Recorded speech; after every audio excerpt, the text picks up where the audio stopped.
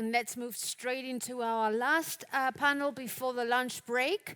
We welcome on stage Marc, Chief Technology Officer at Dell Technologies, Nachiketa Sharma, Executive Director, Climate Tech Innovation and Investment at JP Morgan, Gerald Loo, investor, and moderating this panel, we welcome Derek Brooks, Principal at 2150. We're gonna go deep into designing for water sustainability.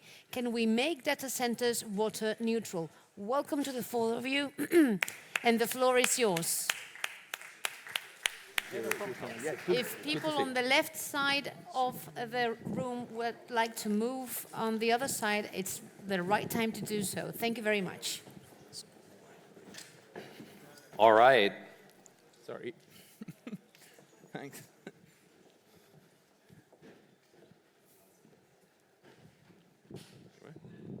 Awesome.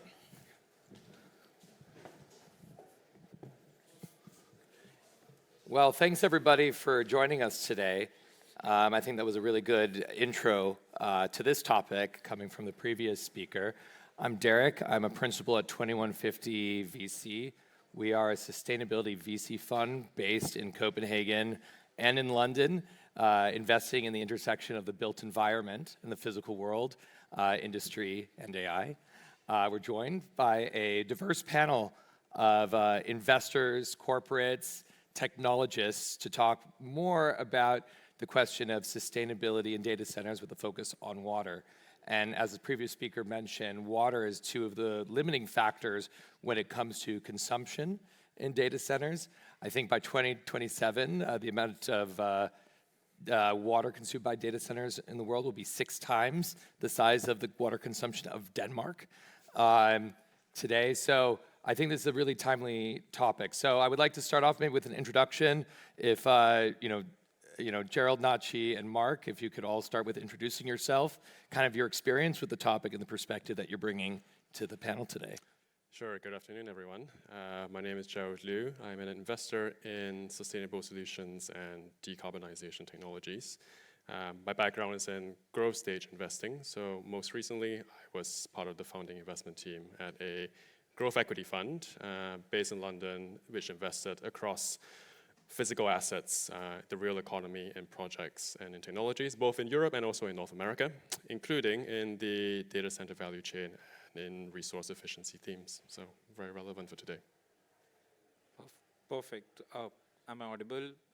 I'll go next. I'm Nachi. I work at JP Morgan as part of the Climate Tech Innovation, Investments and Partnerships team. I have looked at pretty much everything that the bank is doing and needs to do more of in the climate tech space and in the sustainability space. Obviously, data centers over the last 2 years, more so than ever, has become one of the major areas that we focused on. We look at mobilizing institutional capital, and then we look at potentially doing strategic partnerships and investments in that space. And hi, everyone. My name is Marc. I'm the Chief Technology Officer for Europe, Middle East, and Africa for Dell Technologies. My background is in supercomputing and distributed architectures, and today my role as CTO is to look at our forward-thinking strategy at Dell and make sure that we don't miss an inflection point. So we're interested in technology in Octo and CTO that takes us from 3 to 5 years and 5 years out. Great. So I want to start off maybe with setting the scene. Problem of water in data centers, as we heard just before, is independent actually of the AI boom, but AI has exacerbated the problem.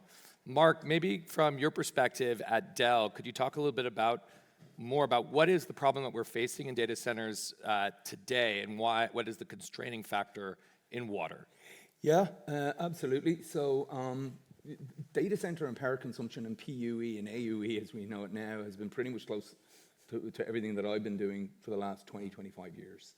When you build supercomputers, when you build high-performance compute clusters, the biggest problem that you have, and I've always had, for the last 20 years, is how do you handle heat? Right. So first thing is speed up. Second thing is parallelization, and then the third thing is energy consumption. So how do you build back in the day, something where you're kind of limited to 8 kilowatts per rack, maybe 15 years ago. Now we're into, I don't know what the biggest data center is in the world. I think it's 650 megawatts, something of that nature. So how do we handle the heat? Well, I think, as technologists, we would have been very keen to look at, well, what's causing the heat? And there's this general assumption that it's artificial intelligence that's causing the explosion in that area today.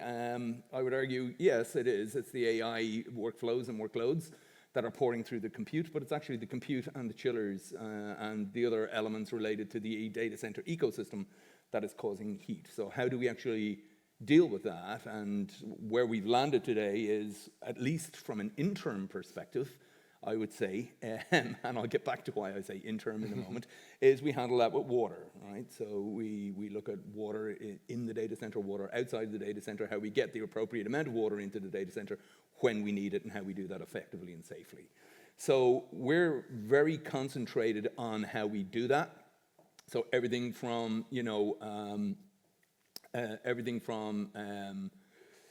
from immersion systems, so liquid systems, right through to running water over pipes on the compute planar itself, right through to how we actually handle the chillers in the data centers, right through to, well, is this going to be sustainable?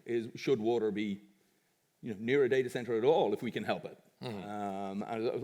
This is my third talk here today. One of the talks, Adrian up here mic'd me up, and I found it very funny. I went to put my glass of water on his laptop, and he was like, no.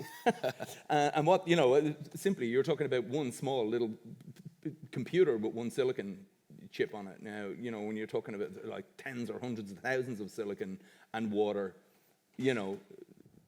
that could be catastrophic if something goes wrong. So what we're very interested in is, if the compute is causing the horsepower and the heat in the data center to go up, what kind of architectures do we need to think through in terms of future technologies, quantum, photonics, but in the interim then, how do we behave and deal with water, and then how do we get the compute to behave in the ambient data center? And we have ways of how we can actually tune the compute to the ambient data center temperature also. Great. So there's a lot in that, sorry. No, and I mean, and I guess you're really on the forefront of the problem, having operating your own set of data centers.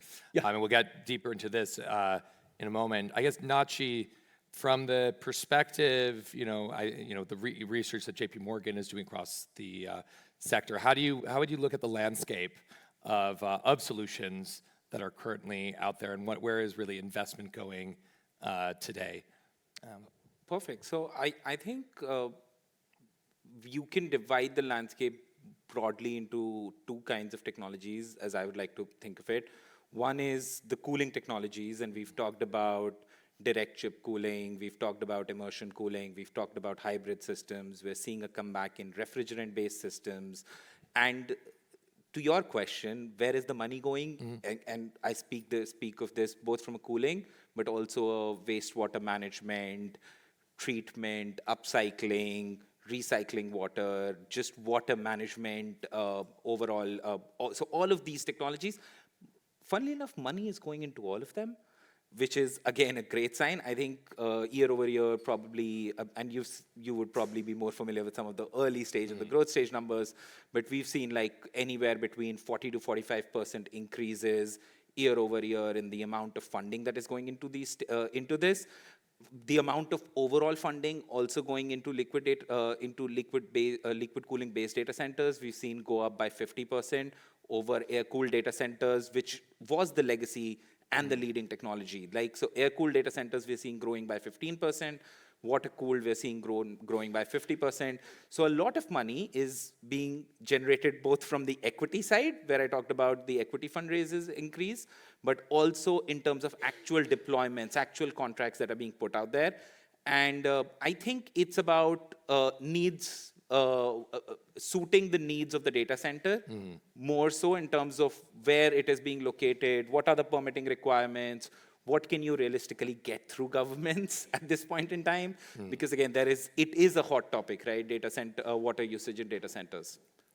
But in that technology landscape, I think we talked in the pre-call, there's a little bit of a segmentation when it comes to retrofitting, right, existing systems to how we would build data centers today. Is there a perspective on the panel about, right, as we look at these kind of, right, verticals, whether it's, right, from direct-to-chip, liquid immersion to, to what we could do with actually increasing the overall heat based on new GPUs. How would you segment this? What is important in this water neutrality for building new data centers versus what we have to do on the existing infrastructure? I don't know if there's perspective here. Yeah, I think really quickly, I mentioned this at the tail end of my last comment that I made, and I think if we look at what's actually causing the heat in the data center, the power consumption in the data center, well, is there a way that we can traditionally tackle that? Now, what we found is so I was lucky enough to be involved way back in the day in the engineering build team for a project called Red Dog, which ended up being Microsoft Azure.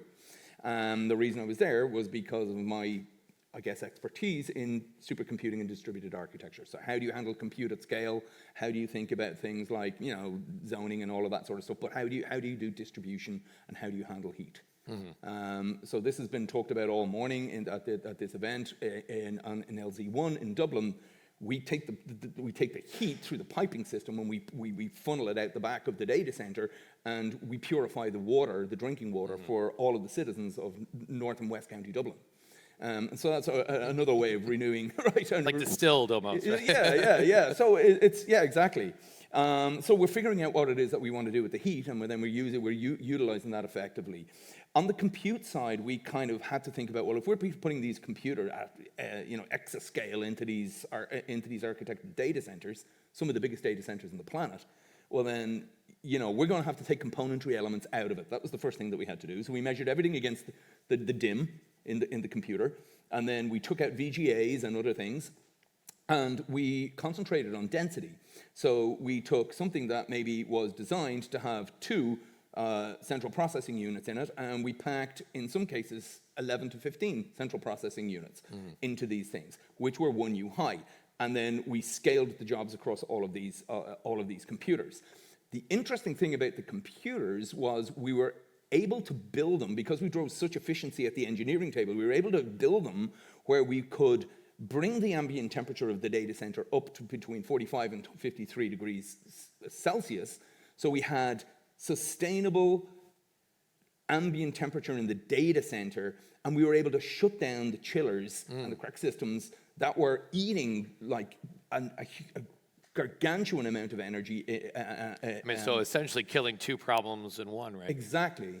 And so, a lot of organizations aren't kind of looking right down into that kind of minutiae of detail in terms of, well, what's causing this, and can we actually reverse this, flip it? Can we pivot on this problem by actually bringing the compute to a level where it's not just tolerating, it's optimally zinging along at a performance level, 2.5 times. So you're talking about taking an ambient, what's that? General ambient temperature is 23, 24, right up to 45, 50 degrees. And being able to do that for 90 days of the year. It saves on cost, it looks at energy, it looks at heat, and so on and so forth. So there's fundamental things that can be done right at the compute level. And if one of the speakers who was talking, and I'll finish with this, was talking earlier on, so that's at the data center level. When you go out and look then at, that's at the compute level. When you go out and look at the data center, well, then you look at the amount of concrete that you're putting into the data center, and you minimize the amount of concrete, and you densify the amount of compute. Then all of a sudden you nearly got a full perfect system storm. change here, right? And designing for a full system. Exactly, it's rethinking the architecture, and that's even before you get into emerging technologies like 3D optical computing, photonics, and things of that nature, quantum. Gerald, I think that actually comes to you as kind of the investor on the table. How are you thinking about emerging technologies in the system, as how you would think about building data centers today with the top new technologies? What are you looking at? What have you looked at? And what have been the challenges as an investor you're faced in not just redesigning data centers, but providing the next generation materials? Yeah, no, I mean, this is clearly a space in which there's a lot of activity going on from end to end into the spectrum. At the early venture stage, this is a sector in which a lot of capital and a lot of entrepreneurial interest is now coalescing.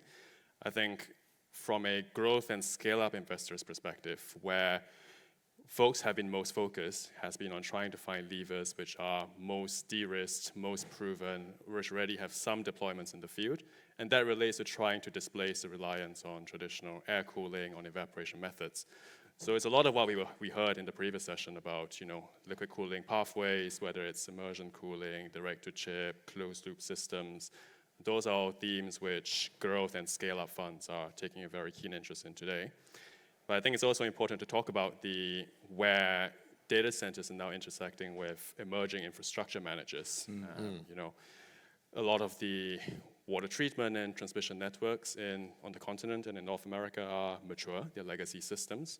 There is a very severe infrastructure financing need on the part of the regulated water utilities from municipalities, but not all of them have the balance sheets needed to, enable the asset build out at the scale and at the speed needed to accompany data center ambitions. And so, we see recent examples in the last few months where private sector equity providers have stepped in. They have funded the development, the construction of wastewater treatment plants, of downstream infrastructure for captive data center demand, which is a relatively recent feature in the financing landscape.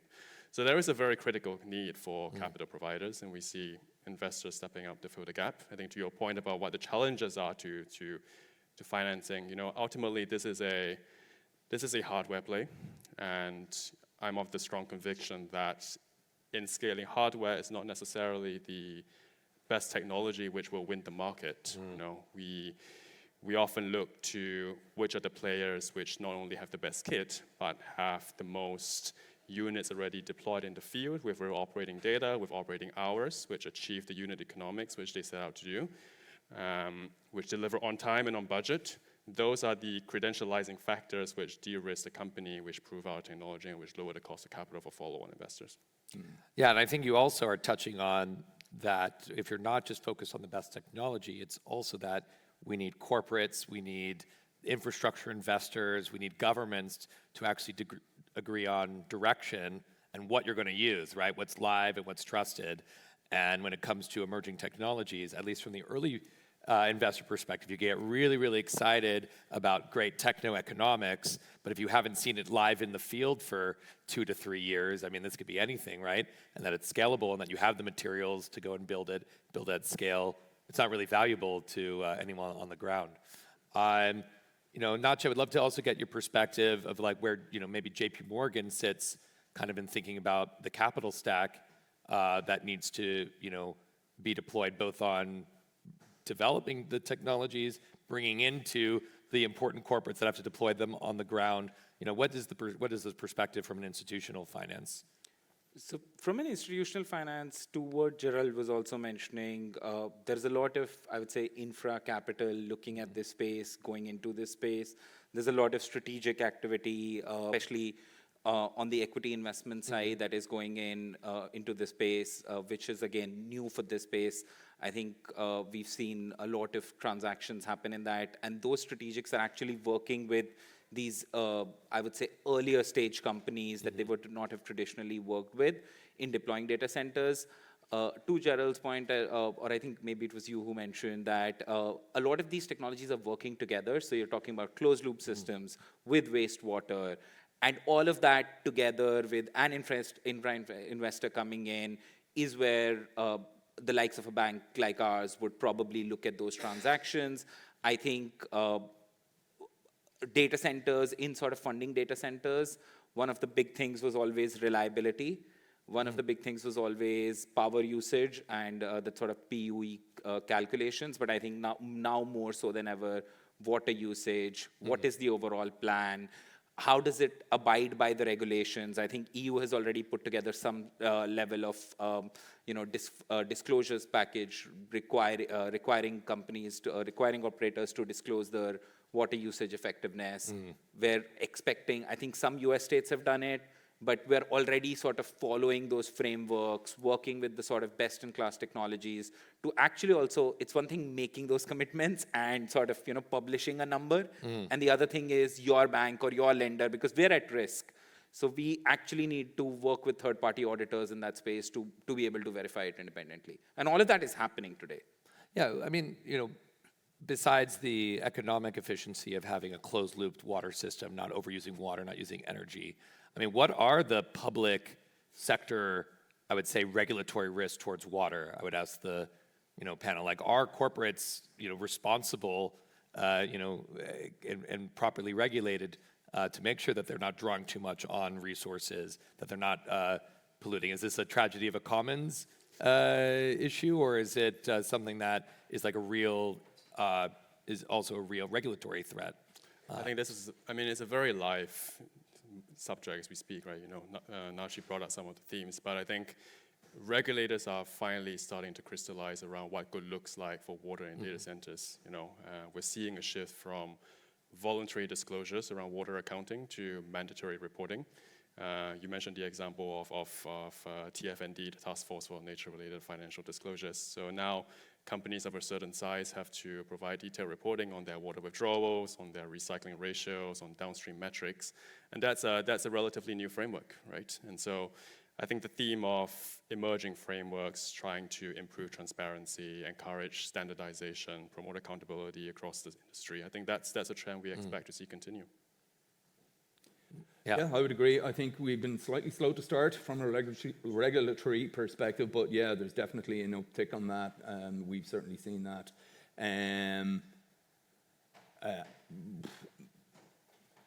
I don't necessarily have a hard and fast opinion from a regulation point of view in terms of I think water is safe and safe enough, but is that going to be, when we look 3 to 5 years out, definitely. That's where the investment is. That's where we're building our data centers. That's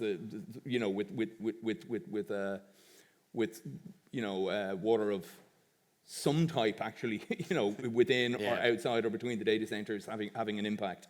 But I think the regulation it's good to see that coming, definitely, because that was wildly absent actually quite recently. So we have a lot of terrestrial solutions, right, for bringing water neutrality, closed-loop systems, changing the way we heat. I mean, we've seen actually, I think over the last few months, quite a few other pretty alternative discussions to where we should even place data centers, whether that is placing them in not water, scarce regions of the, polar north to underwater in space. I guess I would love to get an opinion on the panel as we think about, like, what is the future of where we build and how we build beyond the individual technologies that put together, right, I would say a sustainable, energy efficient data center. Yeah, I guess I'll take that first and foremost. Okay, so it's about where we build, how we build, and why we build, and for whom we build these data centers. And that's a question I think that really needs to be answered. So you mentioned different locations. Yeah. Okay, so when you think of power, you think of the cost of power. I didn't realize it was this low, but I only learned it this afternoon. The kilowatt per hour cost in the UK, for example, I think it's 24 pence kilowatt per hour.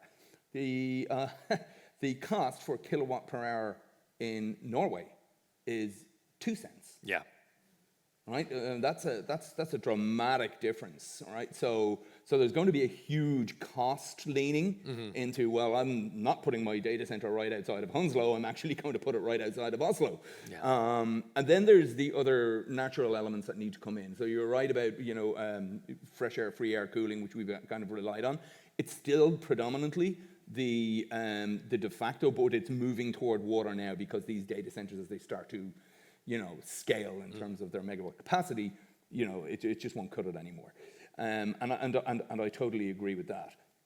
There's a number of other things as well that we need to think through, and this is just to think about the placement. So this is the for whom. So who are we building these data centers for?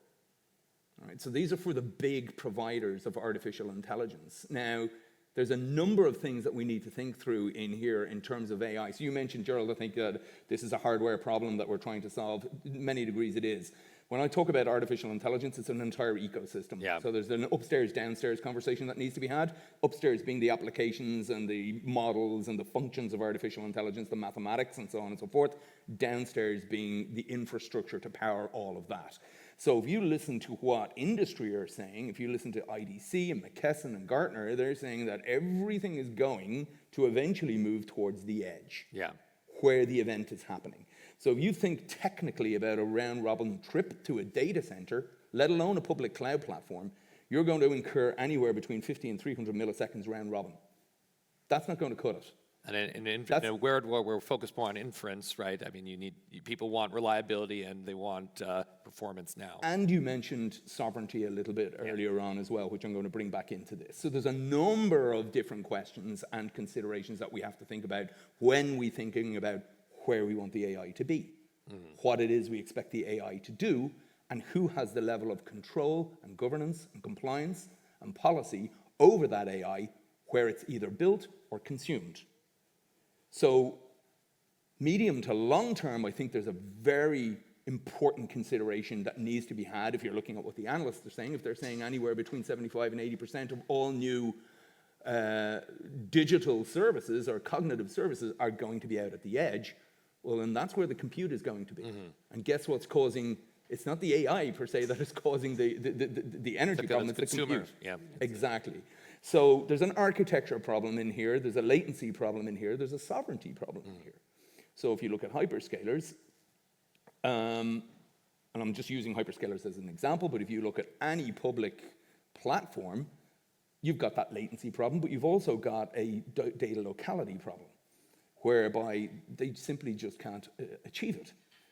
They do have on-premise platforms, such as Outpost and Azure Stack and so on and so forth, but they come with their own control plane. So if you're interested in artificial intelligence, then you've got to understand a couple of things around the data. One, is your data safe? That's an easy question to answer, and the hyperscalers will answer it all day long for you. I'm more interested in your information safe? Is your metadata safe? Is your information safe? Are the patterns that you're creating and observing safe?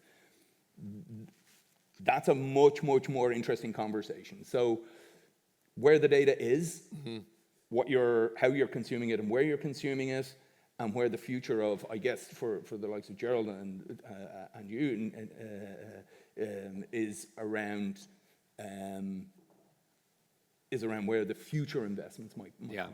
And I guess if we think about, moving away, moving to the edge, still having on-prem, which also sounds crazy to me since we spent, so long trying to get these things, away from, corporate sovereignty. How does that change maybe the way that investment in architecture, looks about, placing data centers? What about outer space data? Like, does that put the whole concept of ODC, does that even make sense if it's what we need is low latency, near inference, today next to your city in smaller batches? Question to the rest of the panel, Nachi and Gerald. I think this market is going to be a very large one, it goes without saying, right? So, ultimately, Marc talked about I think the underlying principle that we think about in data centers is, water sustainability, power sustainability, access to interconnect, all being embedded in design, not just in design, but also in site selection, in diligence. These are all factors which are more material now. Some factors will be more material than others depending on where in the world you are. In the Gulf, we have desalination plants powering data centers, which is a debate in itself. We're seeing some of the interesting innovations about using very deep subsurface aquifers for water cooling. We see waste heat recovery for district heating, for example. So I think ultimately we're looking at a suite of solutions, right? And folks are all ultimately solving for how can we make data centers not a net consumer, but a net contributor of clean water at the end of the cycle. And that solution is going to look very differently depending on where we are. I'll just go quickly and add a couple of cents, I think more to the question there of orbital data centers. There's a lot of interest right now, but I think from our stage, it's probably, way out there at this point in time. We're not even thinking. And if you're going to, I've read scientists talking about it and papers about it in terms of all of the challenges that they will have to overcome. I have no idea. So it's not something that but underwater data centers is definitely something which is very interesting. I think some of the trials that I think you were actually involved with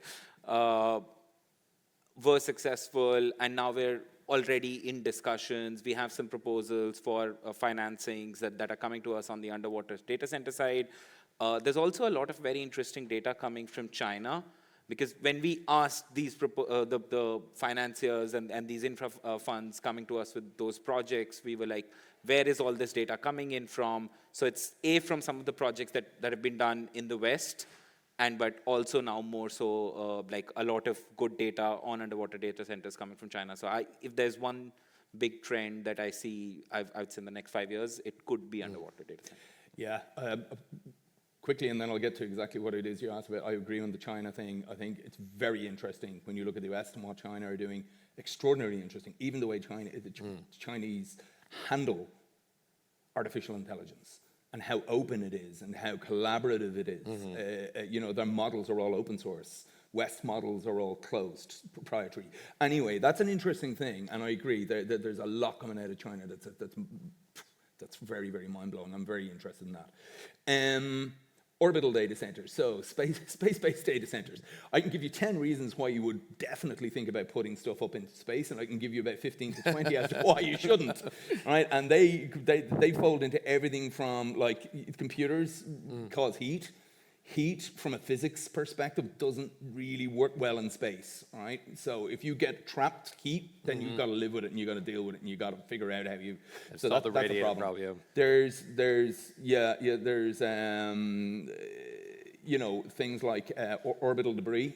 So, you know, stuff that can hit the data center, damage the data center. There's the cost of building and running that data center as well. And then it's back to our good old friend, sovereignty. Yeah. If we can't handle the problem around how we actually figure for sovereignty on land, on our planet, how are we going to do that? In lawless space. So yeah, exactly. so it's a really, really interesting thing. The aquatic data centers, we've been doing that for years. We did a load of COVID-19 testing underwater for various different reasons, which I won't get into now, but they were off the island of Orkney in Scotland and another one off the island off the coast of Cork in Ireland.